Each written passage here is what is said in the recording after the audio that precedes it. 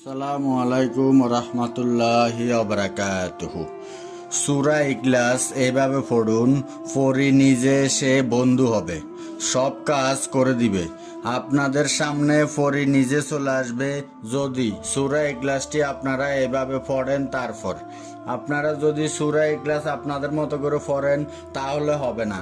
সূরা ইখলাসটি এইভাবে পড়তে হবে যেভাবে আপনাদেরকে এই ভিডিওটির মাধ্যমে জানিয়ে দেওয়া হবে। তো সেইভাবে সূরা ইখলাসটি পড়লেই পড়ি নিজে এসে আপনাদের বন্ধু হয়ে সারা জীবন থাকবে এবং আপনাদের সব কাজ করে দিবে।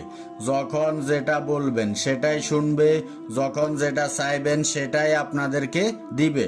তো সূরা ইখলাসটি তো আশা করি আপনারা সকলে জানেন, পবিত্র আল কোরআন শরীফের একদম ছোট একটি সূরা। তো সূরা ইখলাসটি আপনারা আশা করি অনেকেই মুখস্থ করে রেখেছেন, আপনাদের অনেকেরই মুখস্থ রয়েছে, কারণ সূরা ইখলাসটি আমরা নামাজের ক্ষেত্রে বেশি ব্যবহার করি। তো সূরা ইখলাসটি তাছাড়াও 3বার পড়লে এক খতম কোরআন তেলাওয়াত করার সব হয়। তো আমি সেগুলো বিষয় বলবো না, আপনাদেরকে শুধুমাত্র এটা বলবো যে আপনারা সেই সূরা ইখলাসটি কিভাবে পড়ে আপনার সামনে আনবেন এবং তাদের সাথে বন্ধুত্ব করে আপনারা তাদেরকে দিয়ে সব কাজ করে নেবেন। তো আপনাদের ফোরের সাথে বন্ধুত্ব করতে হবে না, তারা নিজে এসে আপনাদের বন্ধু হয়ে যাবে। তো শুধুমাত্র আপনারা এই ছোট্ট একটি সূরাটি পড়ে দেখুন। তো আপনাদেরকে নিয়মটি এখন জানিয়ে দিচ্ছি যে সূরা ইখলাসটি কিভাবে পড়বেন। তার আগে আপনারা এখন এই ভিডিওটিতে যারা লাইক দেননি লাইক দিবেন, আর আপনারা আগে থেকে এই চ্যানেলটি যারা সাবস্ক্রাইব করে রেখেছেন আপনাদের জন্য অনেক অনেক ভালোবাসা রইল। এই চ্যানেলটি এখনো আপনারা যারা সাবস্ক্রাইব করেননি চ্যানেলটি সাবস্ক্রাইব করে রাখবেন। তো আপনারা এটা তো আশা করি বুঝতে পেরেছেন যে কেমন আমল হবে। এটা হচ্ছে সূরা ইখলাসের একটি ছোট আমল পড়ে হাজির করার। তো সূরা ইখলাসটি আপনারা যারা জানেন তাহলে ভালো, আর যারা জানেন না ইনশাল্লাহ সকলে মুখস্থ করে নেবেন।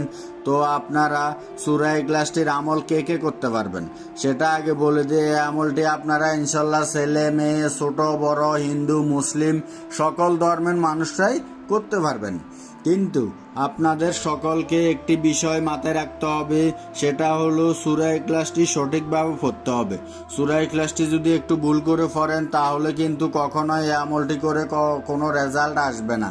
তো সূরা ইখলাসটি আপনাদেরকে এখন মাত্র একবার তেলাওয়াত করে শোনাচ্ছি, আপনারা সকলে মনোযোগ দিয়ে শুনুন। আউযু বিল্লাহি মিনাশ শাইতানির রাজিম, বিসমিল্লাহির রহমানির রহিম। কুল হুয়াল্লাহু আহাদ আল্লাহুস সামাদ লাম ইয়ালিদ ওয়া লাম ইউলাদ ওয়া লাম ইয়াকুল লাহু কুফুয়ান আহাদ। ভিডিওটির কমেন্টে সকলে মাত্র 3বার আমিন লিখবেন, আপনারা চাইলে 3বারের বেশিও আমিন লিখতে পারেন। সূরা ইখলাসটি আপনাদের বেশি সুবিধার জন্য, মানে আপনাদের মুখস্থ করার জন্য এখন এই ভিডিওটির স্ক্রিনে শুধুমাত্র বাংলা লেখা দিয়ে দিচ্ছি। এই যে দেখতে পাচ্ছেন স্পষ্টভাবে সূরা ইখলাস, এই সূরা ইখলাসটি আপনাদের কিভাবে পড়তে হবে, এইভাবে পড়তে হবে। এখন আপনাদেরকে যেভাবে বলে দিচ্ছি আপনারা মনোযোগ দিয়ে শুনবেন। আপনারা সূরা ইখলাসটি যখন পড়বেন সেই সময় কিন্তু আপনারা এই দিক ওই দিক তাকাবেন না, এই নিয়মটি অবশ্যই আপনাদেরকে মানতে হবে।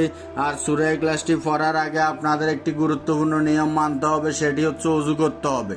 আপনারা এই আমলটি যখন করবেন সেই সময় প্রথমত ওযু করে নেবেন। যখন আপনারা এই ভিডিওটি সম্পূর্ণ দেখে আমলটির নিয়ম বুঝবেন, বুঝার পর যখন আপনারা এই যে সূরাটি রয়েছে সকলে যখন মুখস্থ করে নেবেন, তারপর আপনারা এই আমলটি করবেন একটি সময়ে। এই আমলটির একটি সময় রয়েছে, সেই সময়টি আপনাদেরকে একটু পর বলে দিব। সেই সময় আপনাদের এই আমলটি করতে হবে। প্রথমত আপনারা ওযু করে নেবেন, ওযু করে নিয়ে তারপর একটি পরিষ্কার পবিত্র জায়গাতে বসবেন। বসার পর আপনারা তারপর সূরা ইখলাসটি পড়বেন। তো সূরা ইখলাসটি তো আপনারা এই ভিডিওটির স্ক্রিনে দেখতে পাচ্ছেন, একদম বাংলা লেখা স্পষ্টভাবে দেওয়া রয়েছে। আপনারা আশা করছি এখান থেকে দেখে মুখস্থ করতে পারবেন একদম খুব সহজে। আবার আপনারা চাইলে আমি যে একটু আগে তেলাওয়াত করে শুনিয়েছি, আপনারা তেলাওয়াত শুনে শুনেও মুখস্থ করতে পারবেন। সূরা ইখলাসটি কিভাবে পড়বেন? প্রথমত কিবলামুখী হয়ে দাঁড়িয়ে থেকে সূরা ইখলাসটি 3বার পড়তে হবে। প্রথমে যখন 3বার পড়া হয়ে যাবে তারপর আপনারা যেই জায়গাতে দাঁড়িয়ে থেকে সূরা ইখলাসটি পড়লেন ঠিক সেই জায়গাতে আপনারা বসবেন। বসার পর তারপর আপনারা সূরা ইখলাসটি পড়বেন। তো আপনাদের আবারও সূরা ইখলাসটি কতবার পড়তে হবে তা তো বলছি, আপনারা যে দাঁড়িয়ে থেকে সূরা ইখলাস পড়বেন তখন যে নিয়মটি বলে দিলাম, যতবার পড়া সূরা ইখলাস ঠিক ততবারই পড়বেন, তার একবার বেশিও পড়বেন না এবং একবার কমও পড়বেন না। আর এই আমলটি করার জন্য আপনাদের সূরা ইখলাসটি যতবার পড়তে হবে, সূরা ইখলাস পড়ার আগে প্রত্যেকবার কিন্তু বিসমিল্লাহির রহমানির রহিম পড়তে হবে। আশা করি আপনারা বুঝতে পারলেন। তো তারপর আপনারা ঠিক সেই জায়গাতে বসবেন, বসার পর একটি ছোট্ট দোয়া পড়বেন প্রথমত। সেই দোয়াটি হলো আউযু বিল্লাহি মিনাশ শাইতানির রাজিম। এই দোয়াটি আপনারা পড়বেন মাত্র 41 বার। যখন 41 বার পড়া হয়ে যাবে তারপর আপনারা আবারও সূরা ইখলাসটি পড়বেন। তো তারপর আপনাদের সূরা ইখলাসটি পড়তে হবে মাত্র 70 বার। যখন আপনারা 70 বার সূরা ইখলাসটি পড়া হয়ে যাবে তারপর আপনারা 21 বার বিসমিল্লাহির রহমানির রহিম পড়বেন। মাত্র 21 বার বিসমিল্লাহির রহমানির রহিম পড়া হয়ে গেলে তারপর আপনারা আবারও সূরা ইখলাসটি পড়বেন। আবারও আপনাদের সূরা ইখলাসটি পড়তে হবে 70 বার। মাত্র 70 বার সূরা ইখলাসটি পড়বেন। তো এইভাবে আপনাদের এই যে নিয়মগুলো জানিয়ে দিলাম, এই নিয়মগুলো মানতে হবে।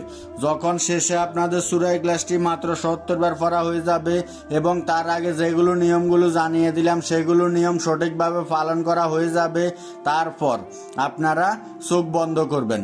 চোখ বন্ধ করে মাত্র 1 মিনিট থাকবেন। আপনারা 1 মিনিটের বেশিও থাকতে পারেন, কমপক্ষে 1 মিনিট থাকবেন।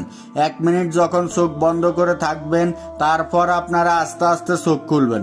আস্তে আস্তে চোখ খোলার পরে দেখবেন যে আপনাদের সামনে একটি পরী হাজির হবে এবং সেই পরীটি নিজে আপনাদেরকে বন্ধু বানিয়ে নেবে, বন্ধু হয়ে যাবে আপনাদের। তখন আপনারা তাদেরকে যে কাজ দিবেন সেটা করে দিবে, যেটা বলবেন সেটাই শুনবে। আর আপনারা অবশ্যই পরীকে একটি কথা বলবেন, সেই কথাটি হলো আপনারা পরীকে বলবেন যে পরবর্তীতে তাদেরকে আপনারা কিভাবে আবার পাবেন, অথবা পরবর্তীতে তারা আবার কিভাবে আপনার কাছে আসবে। তো তারা অবশ্যই আপনাদেরকে তখন বলে যাবে যে পরবর্তীতে কিভাবে আসবে। আশা করি বুঝতে পেরেছেন। এই কথা অবশ্যই আপনাদেরকে পরীকে বলতে হবে। আর এখন আপনাদেরকে জানিয়ে দিব যে এই আমলটি আপনারা কোন সময় করবেন।